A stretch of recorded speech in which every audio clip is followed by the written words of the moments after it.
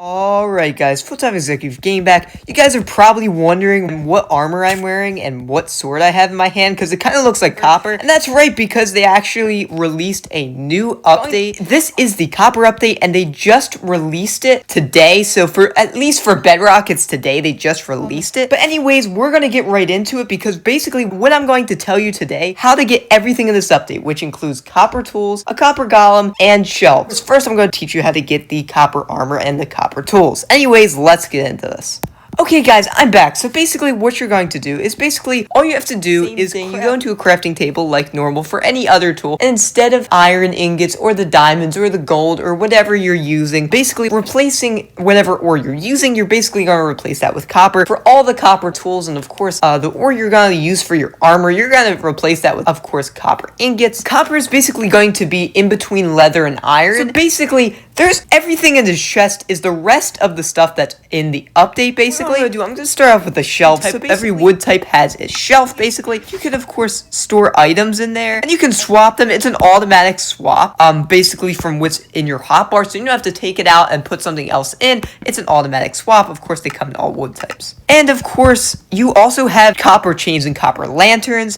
So basically, and you also have copper bars. So basically, they're all kind of similar. They're just decorative blocks, and basically, they're just different variants of course, the normal iron variants of these. Like, they also added copper horse armor. It's in between leather and iron. Of course, since it's that for you, it's also for your horses in between leather and iron. Another thing is, and of course, you have the copper nugget, which basically, of course, you can turn an ingot into a nugget. So basically, if you spawn a copper golem, basically, it's going to start interacting with some of the chests around it eventually. And basically, if you put anything in it, basically, it's going to sort it into another chest, so you're basically going to have a normal chest somewhere else, and you're going to place that down, and basically it will sort that item into the normal chest.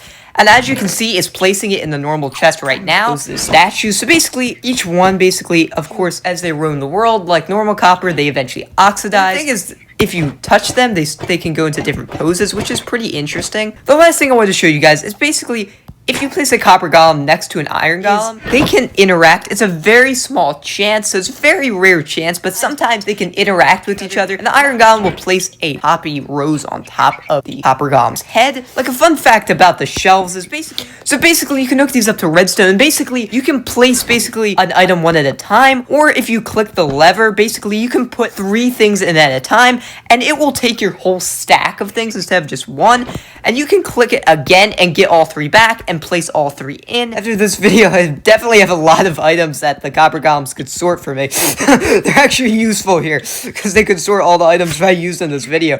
But anyways, please like, subscribe, and share this channel with your friends. Until then, goodbye.